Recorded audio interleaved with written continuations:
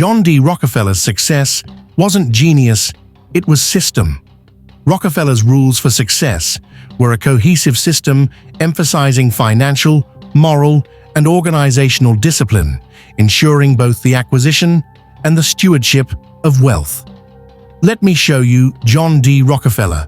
Top 10 Rules for Success, which you can implement as well to get to success. Number 1. The Rule of Three Pots, Systematic Giving.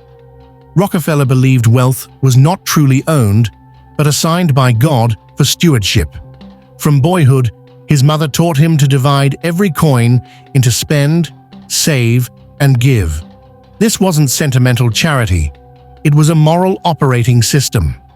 By tithing systematically, he trained himself to detach emotionally from money, seeing giving as a responsibility, not generosity.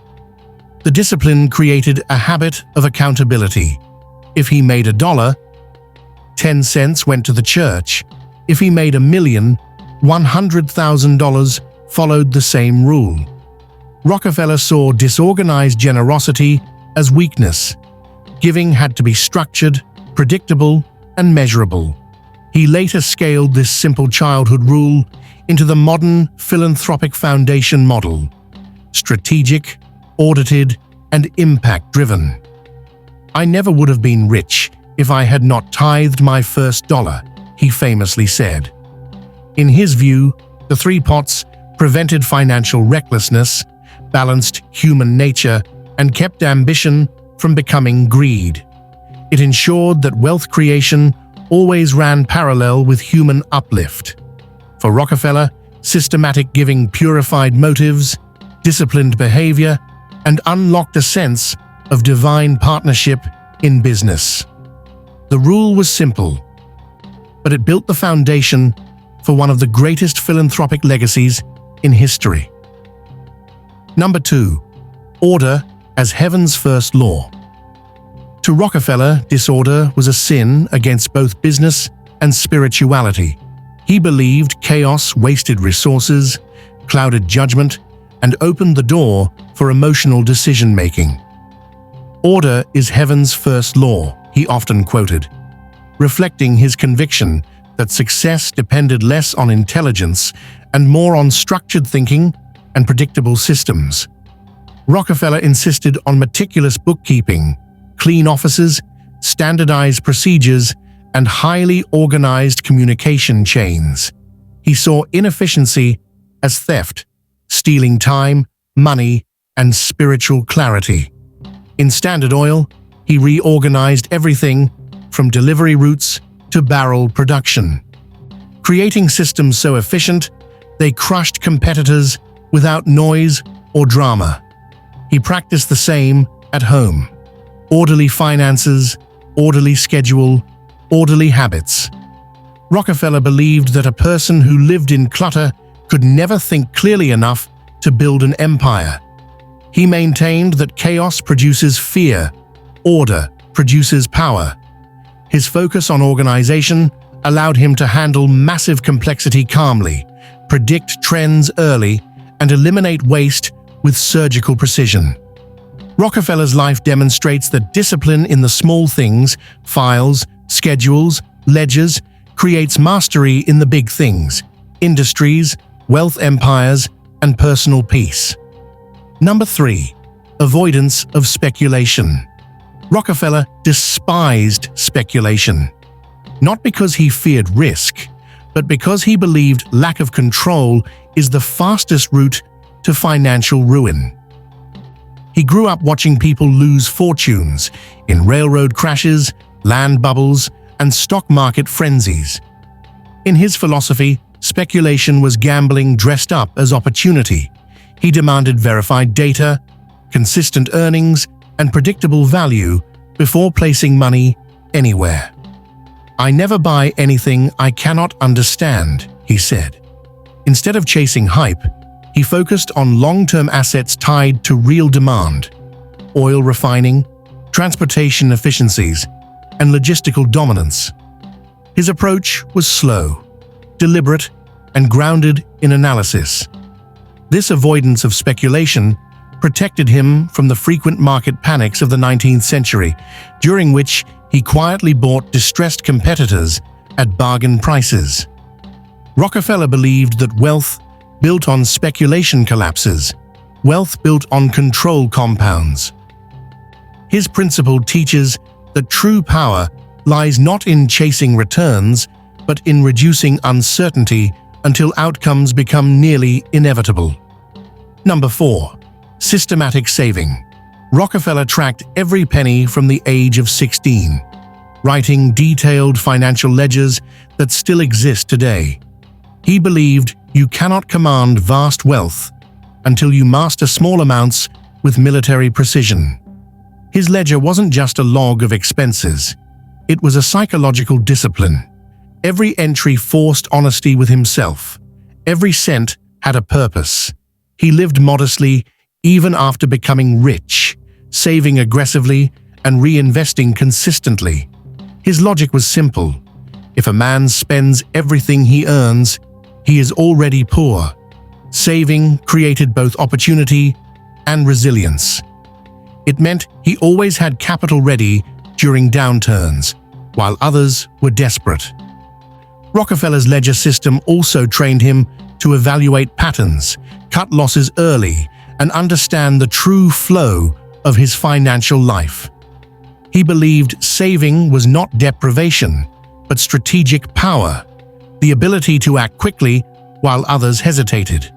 The ledger sharpened judgment, reduced waste, and created the habit of constant improvement. Systematic saving wasn't optional. It was the backbone of Rockefeller's empire. Number 5. Frugality and simplicity. Despite Rockefeller's massive fortune, he lived astonishingly simply. No flamboyant mansions, no extravagant clothing, no self-indulgent luxuries. His philosophy was that simplicity protects greatness, while extravagance destroys discipline. To him, wasteful spending clouded judgment and weakened character. He raised his children with strict financial limits, even making them earn money by doing chores. Rockefeller believed wealth must be respected, not flaunted. He feared that extravagance creates entitlement. Entitlement breeds laziness, and laziness kills dynasties. His modest lifestyle allowed him to channel capital into expansion and philanthropy rather than vanity. This frugality set the tone inside Standard Oil, where efficiency and cost-cutting became cultural imperatives. Rockefeller's simple living wasn't poverty, it was strategic clarity. A man unburdened by luxury is free to think, work, and build without distraction. His frugality preserved not just money, but mental strength. Number 6. Diligence and hard work. Rockefeller viewed work as a moral duty, not just a financial necessity. He believed success came from relentless diligence and long-term discipline, not luck or talent. The man who works all day has no time to make trouble, he often said, emphasizing the stabilizing power of productive effort. His work ethic was methodical: early mornings, structured days, and consistent routines. Even wealth didn't slow him. He believed the body grows old, but discipline keeps a man powerful. Rockefeller's diligence wasn't frantic, it was smooth and steady. He approached complex challenges calmly, breaking them down into manageable steps. He also expected diligence in others, rewarding competence and firing incompetence swiftly. To Rockefeller, hard work built not only wealth, but character, self-respect, and spiritual grounding. He believed a person who avoids effort will eventually avoid responsibility and lose both money and purpose. Number 7. Silence and secrecy. Rockefeller's greatest weapon was quietness. He understood that speaking too much reveals strategy, exposes weakness, and invites enemies. A man of silence is a man of power, he believed. He rarely bragged, rarely argued, and rarely shared plans outside a tiny circle. This secrecy allowed him to expand Standard Oil quietly, buying competitors and securing transportation rates before rivals realized his intentions. Silence protected him from public backlash, political interference, and competitive sabotage. He believed that noise attracts trouble, silence attracts advantage. Rockefeller communicated minimally, negotiated discreetly, and preferred written memos over public declarations. Even in personal life, he kept emotions controlled and opinions private. His philosophy teaches that discretion is not cowardice, it is strategy. By talking less, he saw more. By revealing little, he controlled much. Number 8. The public trust of wealth. Rockefeller believed wealth was not personal property, but a divine trust, a responsibility to uplift others. He viewed himself as a steward, not a king. This belief transformed him from a feared industrialist into one of the greatest philanthropists in history. He funded universities, public health campaigns, medical breakthroughs, and global education initiatives. He didn't give emotionally, he gave strategically, asking, where will each dollar eliminate the greatest human suffering? His philanthropy operated like a business, data-driven, scalable, and focused on long-term human progress. Rockefeller believed that misuse of wealth was morally dangerous, while wise stewardship allowed a man to leave a legacy bigger than his empire. Wealth, in his worldview, must flow like a river, collected with discipline, directed with wisdom, and distributed with purpose. Number 9. Sobriety and moderation. Rockefeller practiced strict physical discipline. No alcohol, no tobacco, no stimulants, no gluttony. He believed anything that clouded judgment weakened leadership. He viewed the body as the machinery of the mind. If damaged, everything collapses. His abstinence wasn't religious extremism, it was performance optimization. He kept his mental acuity sharp, his emotions stable, and his decision-making precise. Moderation also extended to work pace. He scheduled rest, daily walks, and periods of reflection to prevent burnout. Rockefeller believed self-control is the highest form of intelligence. A man who rules his appetite can rule industries. His sobriety allowed him to outthink, outlast, and outstrategize competitors whose lives were derailed by indulgence. Number 10. Value of reputation. Rockefeller believed reputation was capital, often more powerful than money. He insisted on honoring commitments, paying debts promptly, and treating partners fairly. Even critics admitted he kept his word.